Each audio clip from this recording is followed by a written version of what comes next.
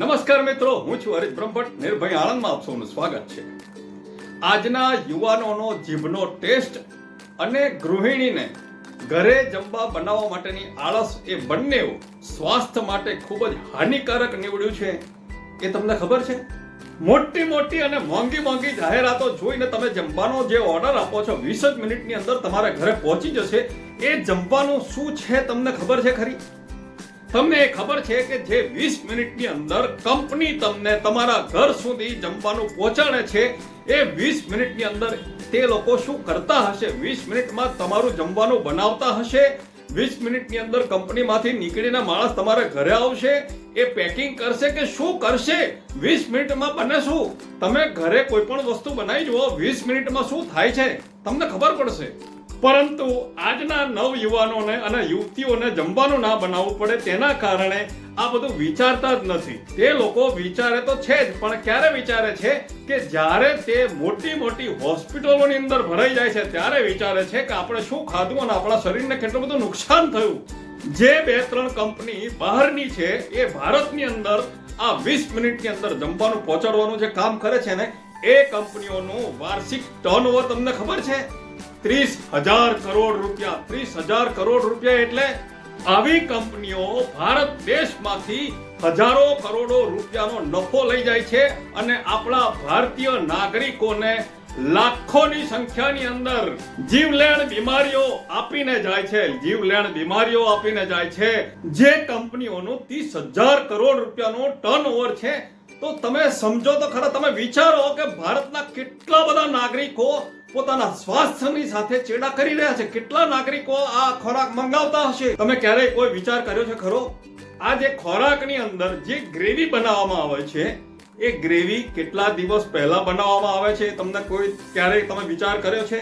એ gravy કયા કેમિકલોથી બનાવવામાં આવે છે તમે ક્યારે વિચાર કર્યો છે? એ ગ્રેવી ક્યારેય બગડતી નથી. કેમ? એ તમે ક્યારે વિચાર કર્યો છે?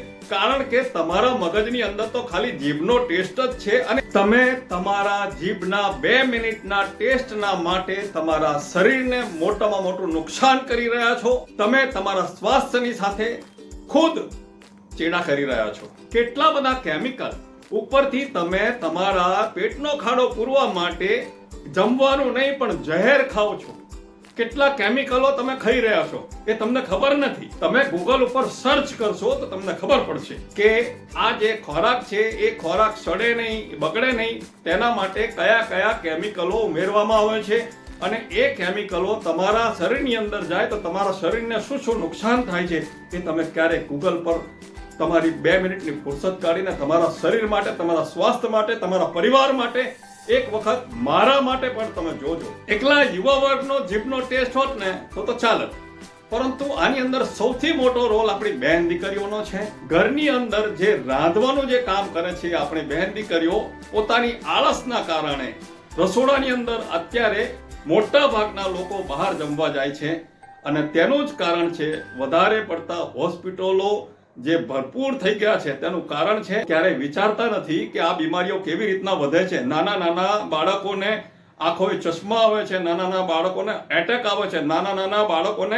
નળીઓ બ્લોકેજ થઈ જાય છે. આનું કારણ શું છે?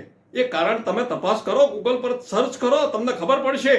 તમારા શરીર માટે તમે એક ફોન લાવો છો તો એ ફોનને બગડે નહીં, સ્ક્રેચ ના પડે, તેના માટે તમે મોંઘામાં મોંઘું કવર લગાવો છો. તમે તમારા શરીર માટે શું કરો છો ખબર છે? કશું જ નથી કરતા. દરેક માણસ પોતાના શરીર માટે ક્યારેય કશું કરતો નથી અને આ જ ભારતીય નાગરિકની સૌથી મોટી નબળાઈ છે. લોકો દિવસે ને દિવસે ઝેર જેવું ખાતા જાય છે. રોજ છાપામાં, મીડિયામાં આપણે સાંભળીએ છીએ કે લાખો ton cheese, butter, paneer duplicate અને શરીરને હાનિકારક જથ્થો પકડાયો. આના પહેલા કેટલા લોકો ખાતા હશે તેને કોઈને ક્યારે અંદાજ લગાવ્યો છે ખરો? આપણા ભારત દેશની અંદર અસલી અને નકલી જાણવા માટે તો તમારો જન્મારો નીકળી જશે. કારણ કે આપણા અહીંના નાગરિકો સૌથી વધારે મગજ જો દોડાવતા હોય ને તો ફક્ત નકલી બનાવવામાં, કોઈકને બનાવવામાં, ઉલ્લુ બનાવવામાં. આટલું જ મગજ જો ભારતીયોએ સારી જગ્યા ઉપર વાપર્યું હોત ને તો અત્યારે મોટા ભાગના એન્જિનિયરો બની ગયા હોત. સારી અને સાચી દિશામાં પોતાના મગજને લઈ જવું તે ભારતીયો માટે ખૂબ જ અઘરી વસ્તુ છે. ભારતના દરેક નાગરિકોને મારી નમ્ર વિનંતી છે, નમ્ર અરજ છે કે તમે ક્યારે પણ બહાર જમવાનો આગ્રહ ના રાખો. જેટલું પણ તમે બહાર જમશો તેટલી તમારી તંદુરસ્તી બગડવાની છે, એ 100%ની ગેરંટી છે.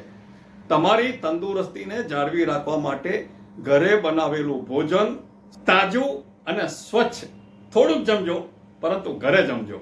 Instant Maggi, pasta, noodles, pizza, burger, Manchurian આ બધા વિદેશની મોટી મોટી કંપનીઓ કરોડોની કમાણી કરતી થઈ ગઈ અને આપણે અહીં આ બધું આરોગ્ય પછી મોટી મોટી ને મોંઘી મોંઘી હોસ્પિટલોને ધમધોકાર ચાલતી બનાવી દીધી.